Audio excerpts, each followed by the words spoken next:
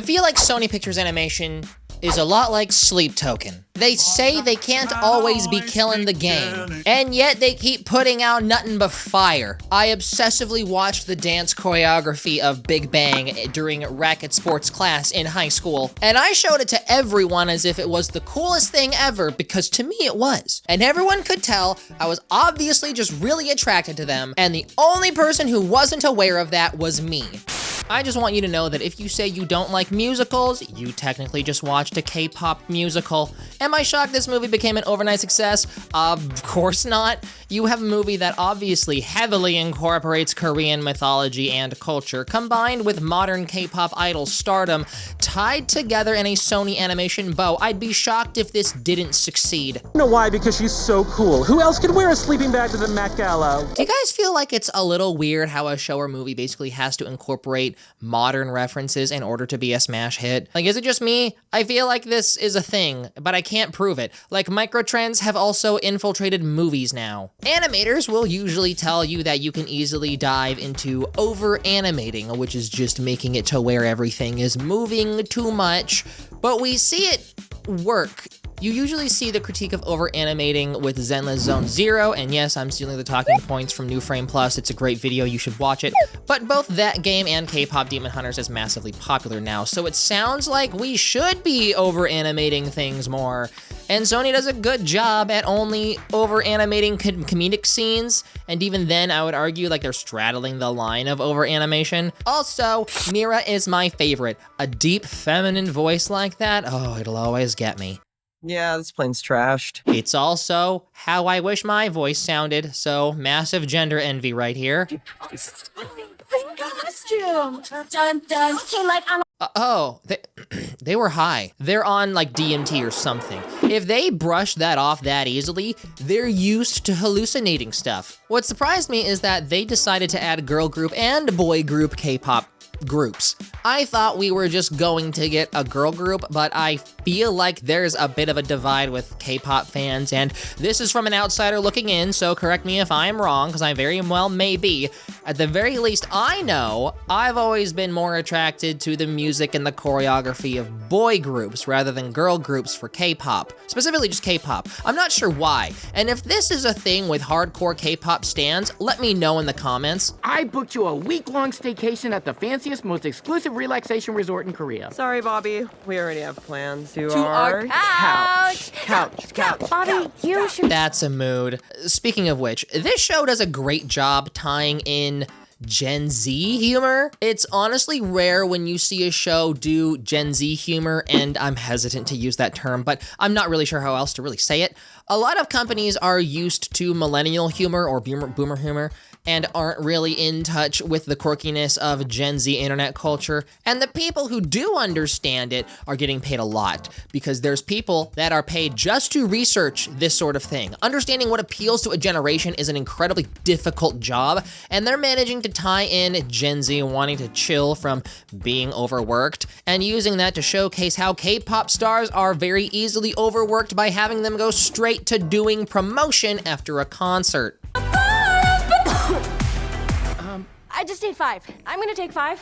Okay, I'm not having a nervous breakdown. Visualize there's not 10,000 fans at the door screaming and saying, There's 10,000 fans at the door screaming. It sounded really scary. What's a shame is that this sort of humor is successful now, but be prepared for it to be cringe and introduced to the major struggle, both a physical one and a personal one.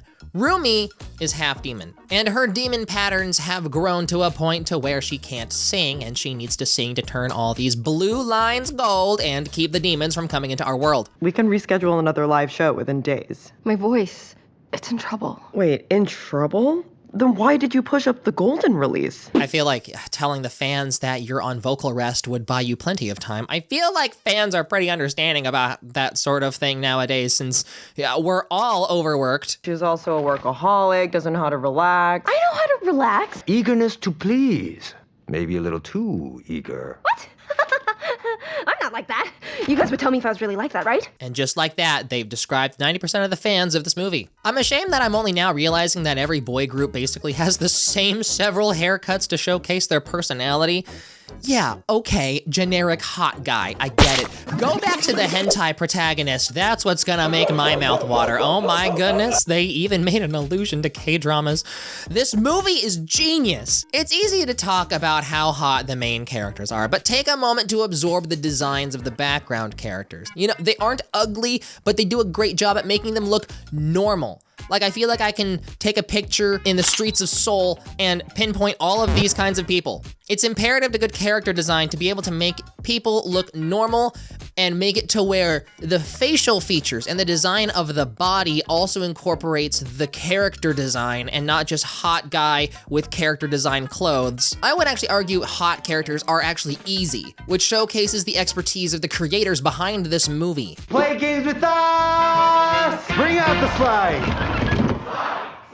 Okay, everyone, piss is stored where? In the balls! In the balls! The fact that they need to fight isn't with brute force or violence, but with an anti-PR campaign is genius. Of course, we get the action, but we've seen plenty of examples of campaigns to tear down the public image of people before, and that I'm surprised we don't see this more often. I mean, people are still arguing about whether or not Michael Jackson was a bad person because some campaigns are so well done. Even I'm not sure at this point. A hunter who's part demon?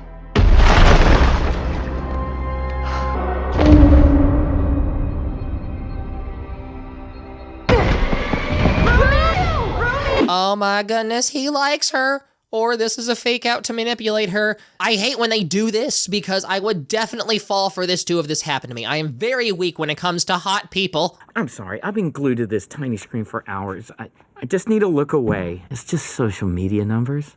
Not the end of the world. Isn't that true though? With how much social media is tied to our daily lives, it actually holds so much more sway over how we operate than we would think. There's layers! Then we're introduced to the obvious toy tie-in, also known as the Doofy Tiger, derived from Korean folk paintings called minhwa. Literally meaning the paintings of the people, where it was painted by everyday people and traded to be used as decoration. All it took was a heartfelt and tragic backstory to make her gain a new perspective on demons. Not even K-pop idols are immune to the sultry and delicious sexiness of other K-pop idols. Now Rumi is empathizing with Jin-woo. Maybe if demons have a beautiful face and a great body, they actually aren't so bad. Is this a commentary on how the music industry feeds off the souls of fandom culture and manipulate the people? Maybe. Sexy handsome boy is still helping souls get sucked up. I like how they still lean into the romance tropes or having a common ground and connecting over it, while also making sure that they're both flustered by each other so that it doesn't feel one-sided. It just makes it feel so much more real. The romance plot is predictable. A girl of two worlds learning to empathize with someone that she thought was her enemy, leading to her coming to terms with what she hates about herself. I wish I could say more about it, but we saw it coming a mile away. Gotta have a romance angle so we can have a romance song so we can sell more vinyls and CDs, now available in black, picture disc, and multiple 7-inch singles. Jin-woo and Rumi start healing each other with the power of their love and music, and Jin-woo agrees to make the Saja boys lose tomorrow at the big contest. Problem is that Daddy Evil Big Bad doesn't like that. If you really believed her, you would have told her the truth. You betrayed your own family. You left them behind. There it is. That's the twist I was waiting for. Wait, so what song are we singing? Golden. I mean, golden. Definitely golden. Rumi, your voice good to go? I keep thinking she's saying they're roommates. You know, like how your roommates are your roomies? Performance gets sabotaged. Demons pretending to be the other members reveals Rumi's demon secret, which I guess having patterns on your arms to show that you're a demon stems from the stigma of tattoos that I've heard is also present in Korea. Are tattoos illegal in Korea? I have a plan to erase them. Gina was supposed to... You're working with him? No! I was using him to fix all this, to fix me. I hate to point this out, but we're following the hero's journey. Our hero is at the lowest low before rebounding and succeeding. It's a bummer when you start seeing the hero's journey everywhere. Jin-woo admits that he lied and he's actually a piece of shit. The masses are all being led to their slaughter, and now even the members of Huntrix can't stop hearing the voices of their despair and insecurities. Is this supposed to be a commentary on how the music industry preys on our insecurities and uses our insecurities in order to formulate songs that we resonate with, leading us to develop a parasocial relationship with these people, with these stars, and like create this somewhat toxic relationship, this culture around it that is just wrong, but it leads to more sales, so they do it anyway? Leave your thoughts in the comments below. Also follow me on Instagram. Or, maybe more obviously, it's accepting our flaws and the crushing weight of society's pressures to have us hide what it thinks is wrong with us. Honestly, I can't make up my mind. Layers! Standing alone and broken, Rumi crashes Saja Boy's performance in a last-ditch attempt to fix everything. Everyone finally sees you for what you really are. And the whole moon is gone. So we can make a new one. That's what I'm talking about! Tear down the chains of society!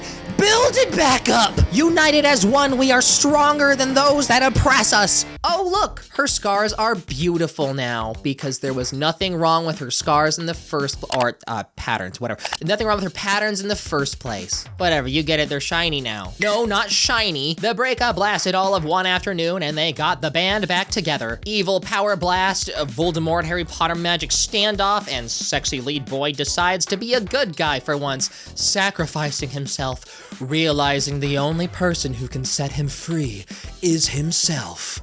Big anime sword swing, Dragon Ball style, giving of their power to the main characters, and now they go K-pop Super Saiyan. I thought this movie would be a smash hit because of K-pop stans. I didn't think this movie would also be just a legitimately great movie with several layers of commentary blended together with cultural nuances, and having it cap off with them finally being able to go to the bathhouse. It's just perfect. At the end of the day, K-pop idols are still just people that want to relax. They're just like you and me, except rich and more attractive. Yeah, I'm sorry I put off making a video about this movie, but you know, I was sick. You can probably still hear it in my voice a little bit. I'm still sick. I was really low on iron because I got a bunch of tattoos and I never eat red meat, so I never replenish my irons. And it's not like I don't eat red meat because of some sort of like religious or societal reason. I just like chicken a lot. And I was also fighting a sinus infection.